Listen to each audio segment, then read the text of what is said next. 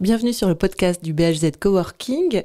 Je suis Julie, vous m'avez peut-être entendu la semaine dernière, Julie Oumar.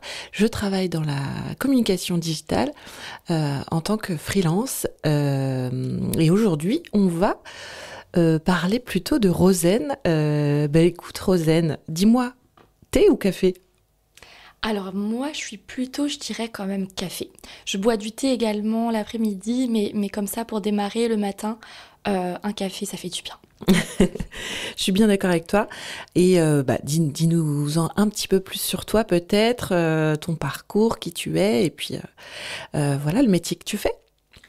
Oui, alors moi, c'est Rosen, donc prénom très breton. On m'appelle aussi Rose, donc avec un Z. Et donc oui, un prénom breton parce que mes parents sont originaires du Finistère, donc du pays de Morlaix. J'ai grandi en Bretagne, dans un village qui s'appelle Tonquédec, que tu connais peut-être, qui est pas très loin de Lannion. Oui, tout à fait. Où il y a un joli château, où j'adore d'ailleurs m'y promener.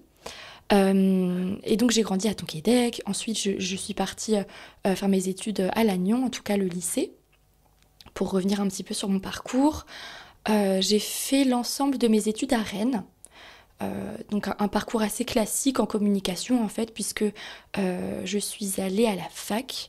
J'étais prédestinée à être journaliste dans un premier temps, parce que j'adorais ce milieu-là. Et puis finalement, je me suis dit que le métier était un petit peu précaire. Donc voilà, je voulais plus vraiment être pigiste. Donc j'ai regardé un petit peu qu'est-ce qu'il y avait comme autre métier dans la communication. En tout cas, tout simplement pour revenir sur mon cursus scolaire, la fac était très très théorique. Donc j'ai décidé à l'issue de cette licence information communication partir un an à l'étranger en tant que au pair. Donc là, pour être un petit peu immergée dans la culture américaine. T'es partie aux États-Unis. Exactement, dans la capitale, à Washington DC. Ouais. Très belle ville d'ailleurs, au passage. Donc j'y ai vécu un an, je suis revenue pour terminer mes études quand même, où là je voulais intégrer un master, et puis finalement j'ai fait une année. Juste avant ce master-là, c'est une année de préparation, une année de prépa, où j'ai appris au sein du Digital Campus à Rennes à maîtriser les logiciels de la suite Adobe. Ok. Donc comme toi, tu peux maîtriser ces outils-là, tout ce qui est montage photo, montage vidéo, Photoshop, Illustrator, InDesign aussi pour la mise en page de tout ce qui va être support plus traditionnel, on va dire, tout ce qui touche à l'impression, les flyers, les affiches, etc. Donc ça, c'était pour maîtriser ces outils-là. Et ensuite, j'ai quand même réalisé mon master en alternance cette fois. Toujours au sein du Digital Campus, c'est le master expert en stratégie digitale. Voilà. Ouais. Bon, en fait, on nous apprend à maîtriser voilà, tout ce qui est réseaux sociaux, création de sites web, les stratégies marketing. Donc très intéressant, très complète comme formation, avec des intervenants de qualité aussi, je dois le dire, et un projet entrepreneurial à mener durant ce master-là. Ah, super. Donc, et je pense que cette fibre-là entrepreneuriale, elle est née à ce moment-là aussi. J'allais te demander si ça venait de là, du coup, cette idée, c'était pas forcément un choix que tu avais en tout cas une décision que tu avais de longue date de devenir entrepreneur. Oui, en plus, entrepreneur, tu vois, j'ai l'habitude de l'écrire avec un E. Avec un E, ouais, alors on l'entend pas. Entrepreneuse aussi, c'est bien. Oui, on l'entend pas assez. Ouais. Donc partons sur entrepreneuse, tu as raison. Ouais. Non, j'étais pas. C'est pas un statut, on va dire, qui m'attirait dans un premier temps. Donc ça s'est fait assez naturellement, avec ma personnalité aussi, je pense, parce que j'aime bien mener des projets. J'ai un esprit un petit peu aussi analytique, tu vois, où j'aime bien suivre des projets et me dire, ok, on commence ici, on finit ici, qu'est-ce que j'ai fait pour en arriver là, etc. Donc je pense que l'entrepreneuriat me va très bien pour ça. Et le fait d'avoir mené durant ces 2 années un projet entrepreneurial avec tous ces aspects, puisqu'on avait même de la comptabilité à faire, on avait toute la stratégie communicationnelle, le marketing à faire, les stats à analyser et tout ça, le vrai projet aussi derrière, les algorithmes, en fait, même les aspects techniques à appréhender, mais surtout le fait de mener durant ces 2 années-là, je pense que ça m'a beaucoup guidée vers mon statut d'entrepreneur aujourd'hui. Ok. Et si on revient à l'univers du coworking, tu sais qu'il y a beaucoup de super-héros parmi nous. Est-ce que tu peux me dire quel super-héros ou super-héroïne te définit le mieux? Oui, parce que tous les coworkers du BHZ Coworking et coworkeuses, évidemment, sont des super-héros et super-héroïnes. C'est vrai, Julie, merci de le rappeler. Alors, je ne suis pas fan de DC Comics, même pour te dire, j'ai jamais vraiment suivi des films particuliers de Marvel, de DC Comics, Spider-Man peut-être un petit peu, mais voilà, même Batman, j'ai pas tellement de références. Quoique j'ai bien aimé quand même la citation de Virginie, je crois que c'était dans l'épisode 5 du podcast. Ah, rappelle-la nous parce que là... Où justement, elle s'apparente à Spider-Man et à son agilité dans ses différents projets avec ses différents clients. Donc peut-être Spider-Man, pourquoi pas. Après, pour aller un petit peu plus loin, je dirais que moi, en tout cas, je la vois comme une super-héroïne. Ça va faire un petit peu cliché de dire ça, tu vas me dire, mais j'aimerais bien citer Simone de Beauvoir. Bah vas-y. Voilà. Mais je t'en prie. Pour tout ce qu'elle a fait au siècle dernier, pour tout ce qu'elle a entrepris, pour sa fameuse phrase on ne naît pas femme, on le devient, pour ses engagements féministes, et puis au-delà de ça aussi pour tous ces différents types d'émancipation, je dirais, puisque donc Simone de Beauvoir, elle est née au tout début du XXe siècle, et elle vient d'une famille bourgeoise, et elle est venue pour casser les codes. Donc elle a décidé de s'émanciper religieusement aussi, de s'émanciper de ses parents, de la caste entre guillemets dont elle est originaire. Donc voilà, je dirais que c'est une belle figure c'est sûr. Qui s'est battue pour le droit des femmes. Et donc, à une époque où c'était particulièrement difficile, en tout cas complètement. Plus difficile qu'aujourd'hui, je pense, même si ça l'est encore. Mais complètement. Et pour venir déconstruire un petit peu justement en sociologie, quel est le rapport avec les hommes. Et si je peux rebondir aussi, bon, cet épisode est diffusé au mois de décembre, mais il y a quelques mois, il y a eu un film qui a cartonné, il a fait plus d'1 milliard de chiffre d'affaires, c'est le film Barbie. Barbie, ouais. Je l'ai pas vu. Tu allais voir? Non, pas non. encore. Toi, tu l'as vu? Oui. Ouais. Je l'ai vu la semaine dernière. J'en ai entendu beaucoup de bien. Et ben, pour le coup, super. Super. On va pas voir le film pour voir Barbie, blonde, le gros cliché stéréotypé, un peu écervelé, bien que le film commence un petit peu bizarrement. Okay. Mais justement, il va un peu gratter, un peu chatouiller ces clichés-là. Donc hyper intéressant, en tout cas, pour mettre comment dire, pour rebondir sur Simone de Beauvoir et le film qui vient de sortir aujourd'hui. Barbie, c'est un film que je conseille parce qu'il y a beaucoup de morale derrière qui viennent questionner la place de la femme et la place de l'homme aussi dans la société. Et il y a des choses qu'on prend un petit peu pour acquises. Et là, ils mettent... le film, en tout cas, met en lumière des aspects qu'on ne questionne pas forcément. Et on se dit, ah oui, tiens, et en fait, en tout cas... Pour illustrer, pour ceux qui n'ont pas encore vu le film, je vais essayer de pas trop vous le spoiler. Le spoiler, ouais. Mais on oscille entre le monde parallèle de Barbieland et le monde réel. Ouais. Où on a un monde réel avec qui est quand même dominé, on va dire, principalement par un peu ce patriarcat. Et de l'autre côté, on a Barbieland qui est dirigé, en tout cas, pas forcément dirigée ni dominée, mais en tout cas où la femme a un certain pouvoir, est très puissante. Elle a des prix Nobel, elle est docteur, elle a une place dans la politique, etc. Donc voilà, les rapports sont un peu inversés. Il y a des choses qui nous paraissent très naturelles dans le monde réel, qui en fait, quand elles sont contrebalancées comme ça dans le monde parallèle, on se dit mais en fait, si c'était l'inverse, ce serait un petit peu bizarre. Donc voilà, ouais, intéressant. Écoute, tu me donnes envie en tout cas d'aller le voir. Tu nous disais donc que tu es freelance depuis un moment. Depuis quand exactement? Et puis, du coup, est-ce que tu peux nous dire de quel lieu tu exerces ton métier?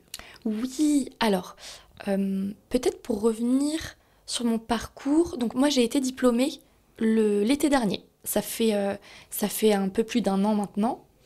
T'es une jeune entrepreneur. Exactement, j'ai 26 ans.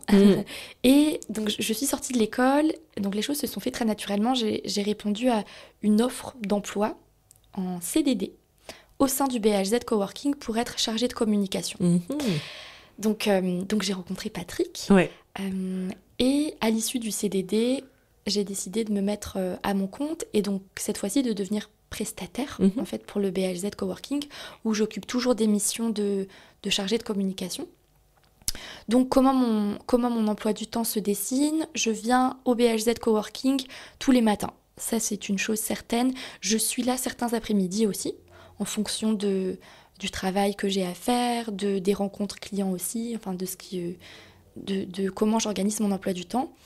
Donc je vacille, on va dire, entre les locaux du BHZ Coworking chaque matin, à partir de 8h30 Donc jusqu'à midi.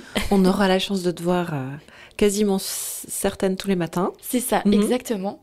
Et certains après-midi occasionnellement. Et l'après-midi, en général, je préfère quand même télétravailler. Pourquoi ? Parce que comme ça, en fait, dans les locaux, on travaille très efficacement.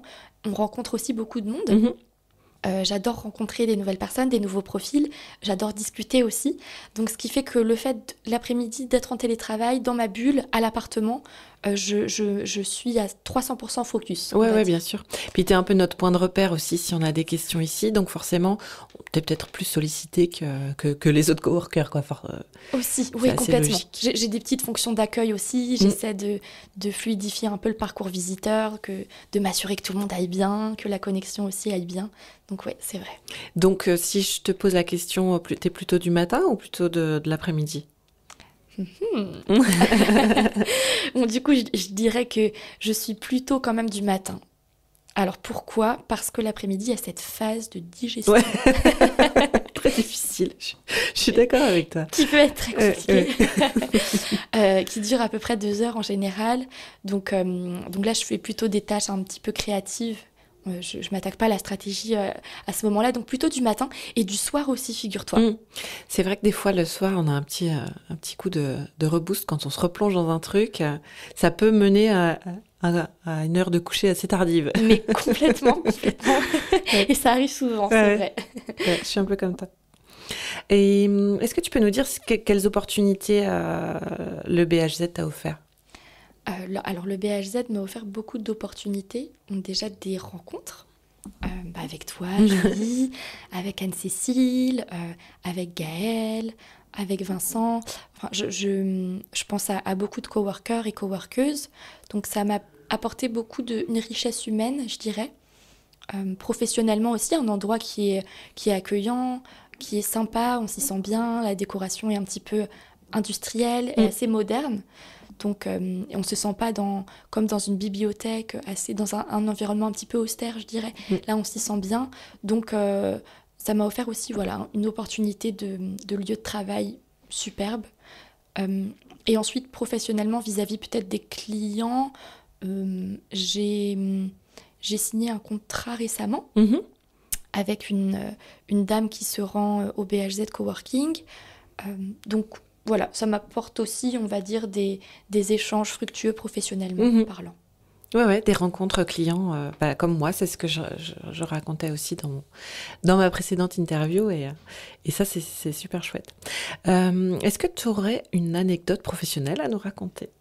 Oui, j'en ai une. Je dois dire que je l'ai préparée en amont. Celle-là, tu l'as préparée. Moi, j'étais beaucoup plus hésitante. Alors, Julie, te souviens-tu du repas de la Chandeleur au mois de janvier ? Mais bien sûr. On avait organisé, pour resituer un petit peu peut-être nos auditeurs et nos auditrices, on avait organisé un repas pour la Chandeleur avec une équipe de coworkers et coworkeuses régulières, on va dire, dont Julie, toi tu faisais partie évidemment. Et donc, on s'était dit que voilà, pour la Chandeleur, on faisait ce fameux Santa Secret où on s'offrait chacun des cadeaux un petit peu de manière, alors pas aléatoire, puisque chacun sait. On savait, à qui on allait offrir. Par contre, on ne savait pas qui allait nous offrir un petit cadeau, je crois. Exactement, c'est ça. Donc, j'espère que ta gourde te sert encore aujourd'hui. Parce que c'est Rosen qui m'a effectivement offert mon cadeau et j'ai une gourde thermos qui me sert, effectivement. Bon, génial. Donc tu m'envoies ravie. En tout cas, pour revenir sur l'événement en tant que tel, donc ce repas de la Chandeleur, donc on s'était organisé de manière à ce que chacun rapporte à manger. Un peu en mode brig and share, ouais. C'est ça, exactement. Un peu auberge espagnole. Ouais. Et ce qui s'est passé, c'est que j'étais chargée de demander à chacun d'apporter quelque chose de manière à pas avoir trop de disparité, on va dire, en tout cas de ne pas accumuler des ingrédients, enfin voilà, qu'on ait chacun de quoi s'y retrouver. Donc j'ai apporté les petits légumes avec la sauce tomate. Anne-Cécile a fait de délicieuses galettes.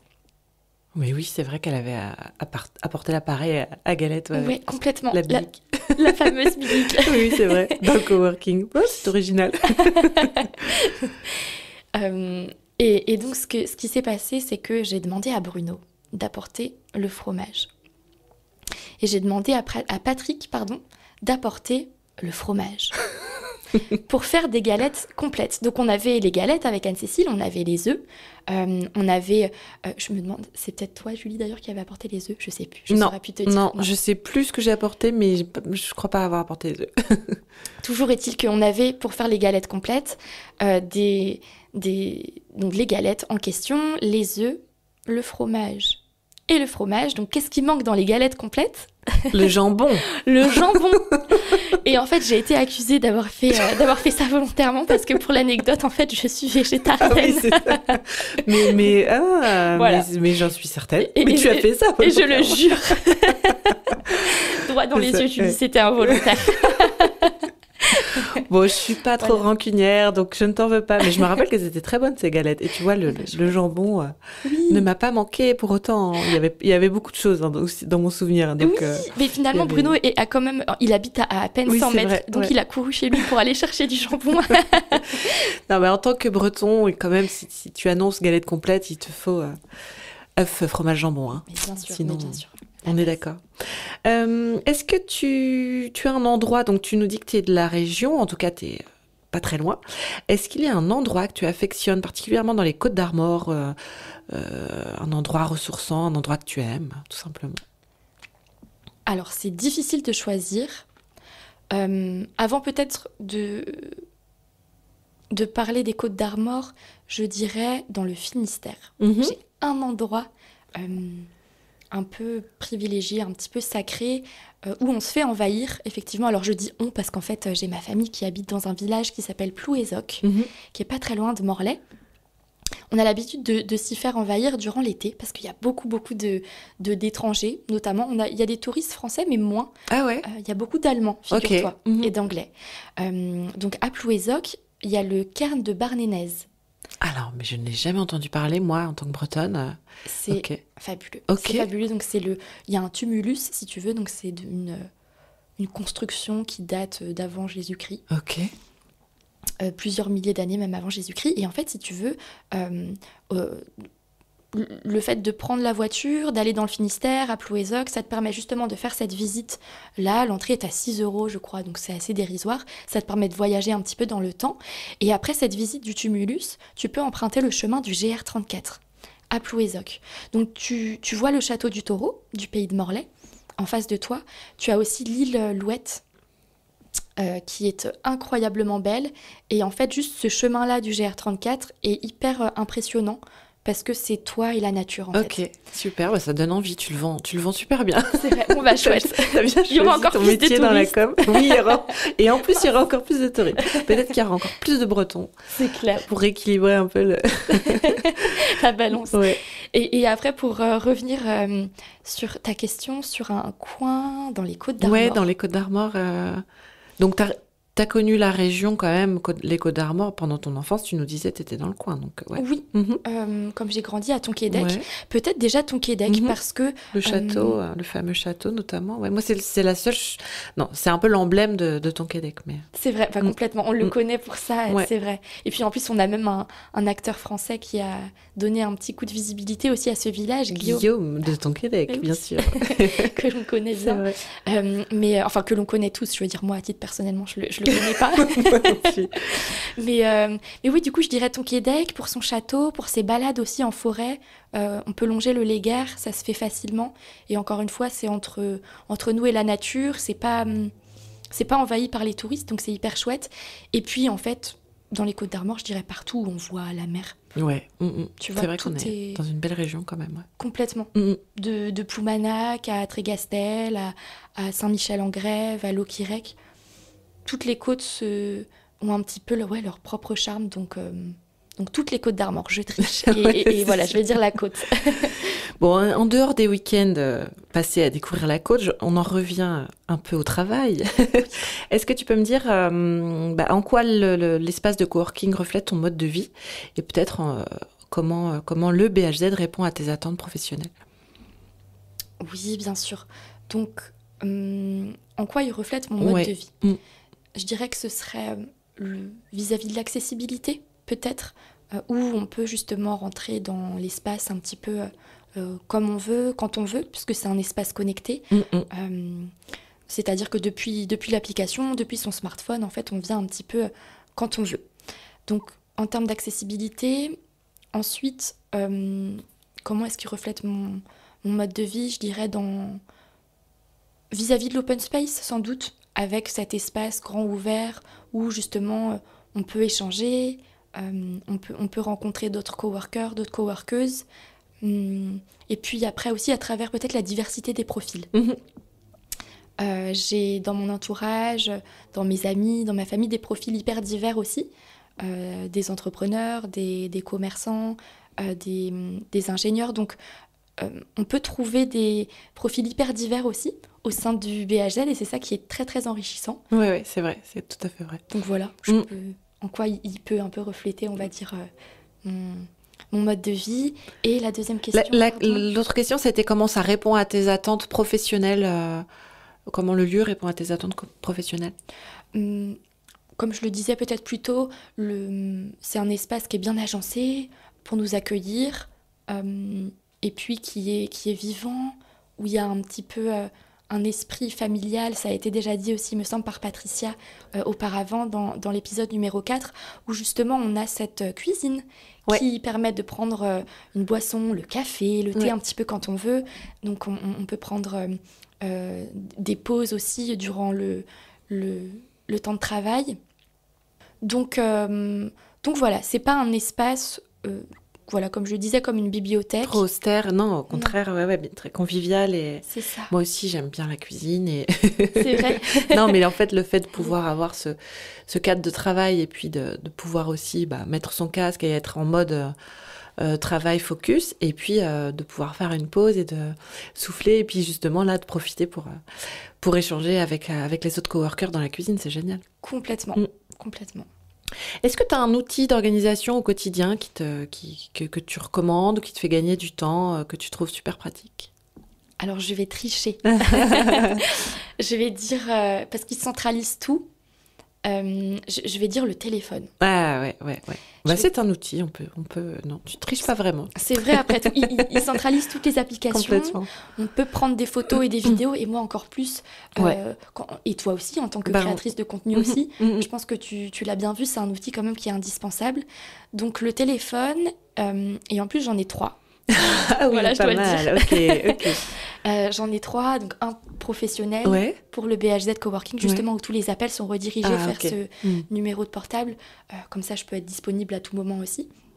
Et puis, un 100% personnel et un mi-pro, mi-perso. Ok. Voilà. Donc, 3 téléphones. Il faut avoir des grandes poches, hein, quand même. Ou un grand sac. Un grand sac. Ok. Un mot pour le BHZ? Merci. Merci pour tous les échanges. C'est vrai qu'il y a un côté quand même où on a des travailleurs aussi qui sont en télétravail. On a beaucoup d'entrepreneurs. Tous ces entrepreneurs-là, ils ont un état d'esprit en commun qui est très ouvert, je dois le dire. Donc merci pour toutes ces rencontres, tous ces échanges, toutes ces nouvelles idées aussi qui sont nées de ces échanges-là, ces nouveaux partenariats. Donc voilà, le seul mot, ce sera merci. Je me joins à toi parce que moi aussi, je trouve que c'est vraiment un lieu de belles rencontres et d'échanges riches et qui peuvent déboucher parfois sur des opportunités professionnelles, parfois juste simplement sur de l'amitié, enfin des rencontres intéressantes. Et c'est super chouette. Et puis merci à vous qui nous écoutez. Et peut-être, si vous avez l'occasion de nous rejoindre dans ce beau lieu vraiment sympa pour travailler et discuter, vous êtes les bienvenus. On est au 13 rue Georges Pompidou. Voilà, je l'ai dit juste comme ça. Merci Rosen. Merci Julie, à bientôt. À bientôt.